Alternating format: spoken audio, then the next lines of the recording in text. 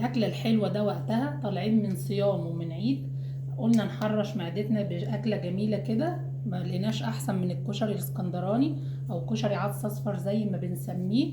أكلة اقتصادية موفرة للميزانية وموفرة كمان للوقت والمجهود، وطعمها روعة مع شوية مخلل بطريقة مختلفة هيخلوا الأكلة في حتة تانية. وبألف هنا وشفا. جبت نص كيلو من البتنجان العروس الاسود المتوسط الحجم بالشكل ده، لا كبير ولا صغير. غسلته كويس وشلت الراس الخضراء بتاعته بقى معايا بالشكل ده.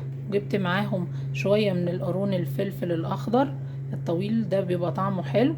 همسك كل واحدة من البتنجان وافتحها من النص كده المكان اللي هعمل فيه الحشوة، هتبقى معايا بالشكل ده.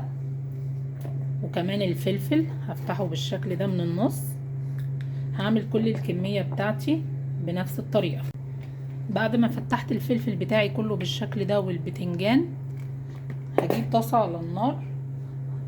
انا النهاردة هعمل البتنجان بشكل مختلف، لا هو مسلوق ولا هو مقلي، بطريقة اقتصادية موفرة للزيت وطعمها حلو جدا.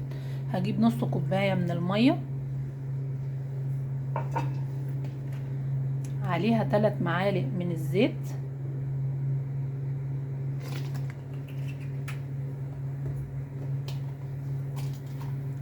معلقة صغيرة من الملح، وهسيبهم يغلوا مع بعض على النار.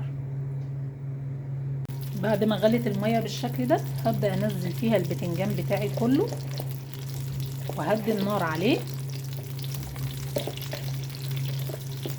واغطيهم بالشكل ده واسيبهم لحد ما يستوي. اثناء تسوية البتنجان على النار هنعمل الخلطة الحلوة اللي هنحشي بيها. هجيب قرن فلفل رومي حار او بارد زي ما تحبي، وقرن فلفل احمر برضو حار او بارد زي ما تحبي. معايا 10 فصوص من الثوم بالشكل ده. هضيف عليهم ربع كوباية من الخل، عصير ليمونتين كبار، معلقة ملح، ونراعي الملح عشان احنا حاطين في المية اللي فيها البتنجان ملح، معلقة من الكمون، معلقة من الكزبرة. نفرم كل الكلام الحلو ده كله مع بعض. ده شكل الخلطة بتاعتنا بعد ما فرمناها بالشكل ده، نعمناها نص تنعيمة.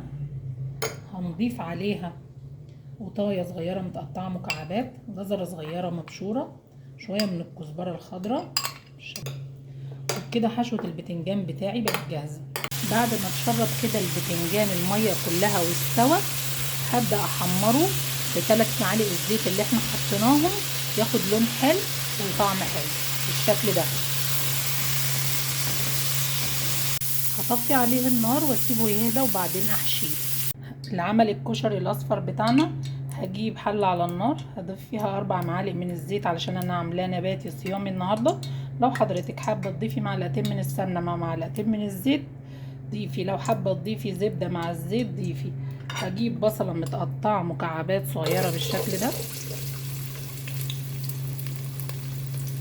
واشوحها لحد ما تاخد اللون الذهبي. حمرت معايا كده البصله وخدت اللون الذهبي الحلو ده. هجيب كوبايتين من الرز المصري المغسول وما يكونش منقوع، عليهم كوبايه من العدس الاصفر. دي مقدار مناسب حلو جدا.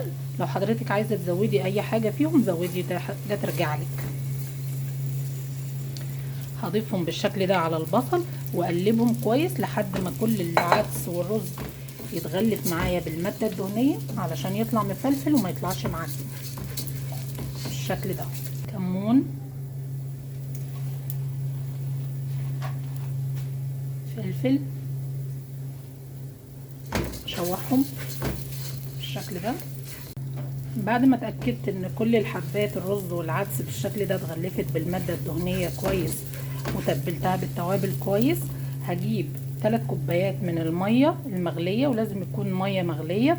انا بحط على حسب مقدار الرز اللي عندي 2 رز مصري، لكل كوبايه رز مصري 1.5 كوبايه من الميه المغليه.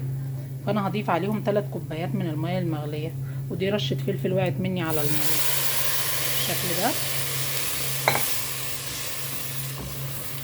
هسيبهم على نار عاليه لحد ما يتشرب العدس والرز، وبعدين اهدي عليه النار لحد ما يستوي.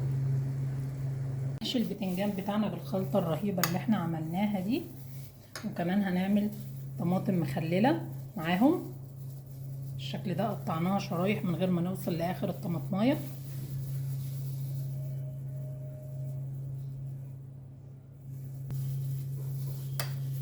همسك كل بتنجانية كده افتحها واحط فيها الحشوة.